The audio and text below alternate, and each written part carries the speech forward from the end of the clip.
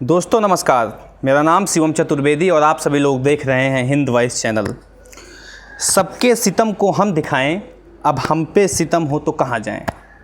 ये दो लाइनें दोस्तों ऐसी हैं जो कि इस समय के पत्रकारिता जगत के बहुत सारे पत्रकारों के ऊपर बहुत ही सटीक बैठती हैं। फिर से आप सुन लीजिए कि सबके सितम को हम दिखाएं, अब हम पे सितम हो तो कहाँ जाएं। दोस्तों ऐसा ही कुछ हाल हमारे देश में पिछले कुछ सालों से लगातार बरकरार हुआ है।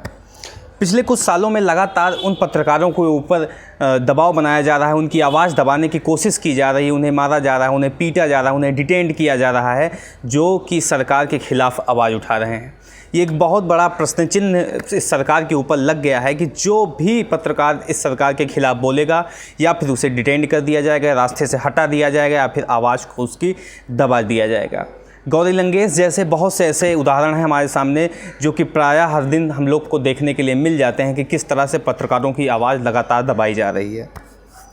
दोस्तों CAA प्रोटेस्ट में बहुत सारे पत्रकार लमसम सैकड़ों की तादाद में पत्रकारों को डिटेंड किया गया, गिरफ्तार किया गया और बिना किसी वजह के, बिना किसी चार्जशीट फाइल के उनको छोड़ा भी गया, क्योंकि वो सभी लोग निर्दोष थे। केवल उनका मकसद था पत्रकारों के अंदर, जो ऐसे पत्रकार जो कि सरकार के खिलाफ आवाज़ उठा रहे हैं, सरकार को आईना दिखाने का काम कर रहे हैं, सरकार की सच्चाई लोगों के सामने लाने का काम कर रहे हैं, उनको केवल उनके मन में दहशत बनाई जाए। केवल मकसद उनका इतना था। दोस्तों आप सबको याद होगा कि किस तरह से उमर राशिद को यूपी पुलिस ने लखनऊ में अरेस्ट किया था, बिना किसी मसले के, बिना किसी इशू के। कोई इशू नहीं था, बस उनको डिटेंड कर लिया गया और उनको मारा गया, पीटा गया और उनकी जो दाढ़ी थी, दाढ़ी को नोचा गया और गंदी गालियाँ दी, क्योंकि वो इस्लाम से ताल्लुक़ रखते थे, तो इस्लाम को लेकर बहुत गंदी गालियाँ दी गई और ये कहा गया कि अपनी पत्रकारिता आप अपने तक सीमित रखो, इसको लेकर बाहर ना निकलो। सीधा बात ये था कि किस तरह से उनको डराने की कोशिश की जा रही थी। ये बात दोस्तों केवल उमर राशिद तक सीमित नहीं है, ऐसे बहुत सारे पत्रकार हैं जिनको इस प्रताड़ना का सामना करना पड़ रहा है इस तत्कालीन सरकार के अंतर्गत। जब से ये सरकार आई है तब से पत्रकारों पे हो रहे प्रताड़नाओं का स्तर लगातार बढ़ गया है और जब से CAA प्रोटेस्ट का मसला सामने आया है हमारे देश के अंदर, तब से जैसे इसकी बाढ़ सी आ गई है।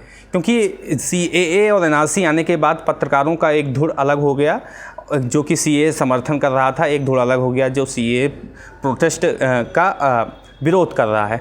आप ध्यान दीजिएगा कि इसमें मैं मेन स्ट्रीम मीडिया को बिल्कुल अलग रख के बात कर रहा हूं, क्योंकि उनका क्या हाल है वो सब आप सबके सामने जाहिर है। वो केवल सरकार की जूतियां साफ करने का काम कर रहे हैं।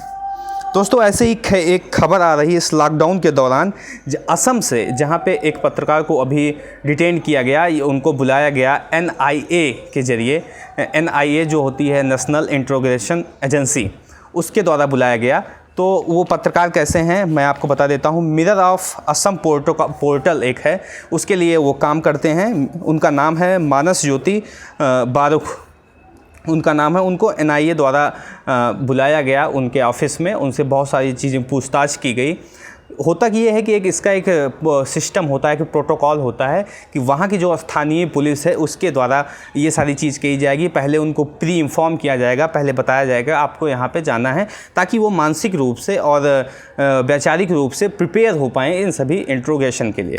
लेकिन उनके साथ ऐसा कुछ नहीं किया गया। एक कॉल आती है जो कि कॉल करने वाला खुद को अपने आप को वो सुपरिटेंडेंट ऑफ पुलिस बताता है और अपना नाम DR सिंह बताता है। वो कहता है कि सोनपुर, जी हाँ, सोनापुर ऑफिस में आपको जाना है, समय 12 बजे।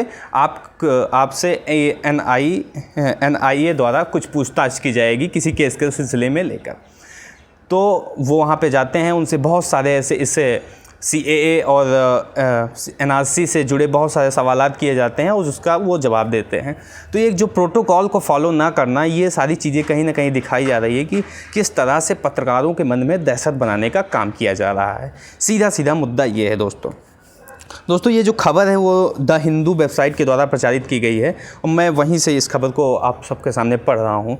आपको याद होगा कि द हिंदू ने 12 फरवरी को एक और ख़बर को छापा था, जो कि उत्तर प्रदेश की थी, जहाँ पे 10 से 12 स्टूडेंट चौरी चौरा गोरखपुर के पास एक जगह है, वहाँ से वो लोग चल के राजघाट आ रहे थे पैदल मार्च करते हुए CAA और NRC के ख़िलाफ़ प्रोटेस्ट के तहत।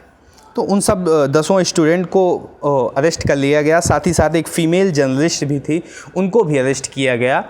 ये तहत दिखाने के तहत, क्योंकि पत्रकारिता का एक जो पूरा वसूल होता है कि वो लोग कहीं ना कहीं चाहे प्रोटेस्ट अगेंस्ट में हो चाहे सपोर्ट में हो, वो लोग उसको कवर करने जाते थे।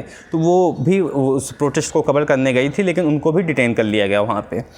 और उन सब के बेल के तहत 2.5 लाख रुपए का बेल का बॉन्ड भरवाया गया, जिसके तहत वो सब लोग रिलीज हो पाए। तो आप समझ पा रहे होंगे, कोई प्रोटेस्टर है और उन लोग को की सूचना कवर करने के लिए अपनी जर्नलिस्ट के नियमों के तहत वो गए थे, तो 2.5 लाख रुपए के बॉन्ड के बेल पे उनको छोड़ा गया। तो आप समझ पा रहे होंगे कि ये सरकार जो है कहीं ना कहीं पत्रकारों के अंदर दहशत बैठाने का काम कर रही है। तो दोस्तों, ये थी पूरी खबर, एक आप सबके सामने मैं रखना चाह रहा था। आने वाले समय में ये चीज़ मेरे साथ भी हो सकती है और बहुत सारे भी पत्रकारों के साथ हो सकती है। तो हम लोग की आवाज़ आप लोग को बनना पड़ेगा, क्योंकि जो पूरा मीडिया का धड़ है वो अब इस समय पे मेन स्ट्रीम मीडिया पूरी अलग हो गई है और पोर्टल मीडिया जो है वो बिल्कुल अलग चल रही है। पोर्टल मीडिया वो है, ऐसे बहुत सारे पोर्टल हैं जो आप सबके सामने क्वालिटी जर्नलिज्म ले आने का काम करते हैं। सही खबरें दिखाएंगे, सच्चाई दिखाएंगे और सरकार से बिना डरे हुए उनसे सवाल भी पूछेंगे। आने वाले समय में अगर हम लोग के साथ ऐसा कुछ होता है तो आप लोग को हम लोग की आवाज़ बनना पड़ेगा, क्योंकि अगर आप लोग हम लोग की आवाज़ नहीं बनेंगे तो ये सिलसिला जो है चलता हुआ चला जाएगा। और जो अभी भी इंडिया के अंदर कुछ क्वालिटी जर्नलिज्म बची है पोर्टल्स के तहत, वो भी आने वाले समय में ख़त्म हो जाएगी। तो दोस्तों, इस वीडियो को देखने के बाद आपकी राय क्या है कमेंट बॉक्स में बताएं। साथ ही साथ वीडियो को लाइक करें, चैनल को सब्सक्राइब करना बिल्कुल मत भूलें और वीडियो को ज़्यादा से ज़्यादा शेयर करें। मिलते हैं इसी तरह किसी और वीडियो के साथ, तब तक के लिए दोस्तों नमस्कार।